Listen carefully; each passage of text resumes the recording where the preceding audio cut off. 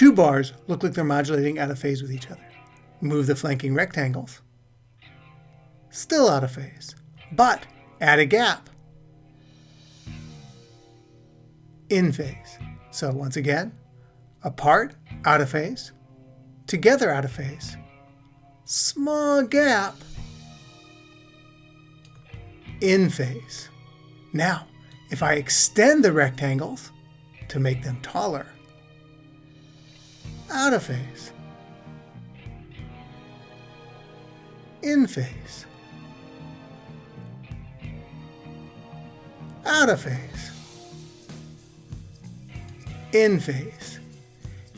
It's almost as if these rectangles, which aren't touching the bar, can change the appearance by remote control.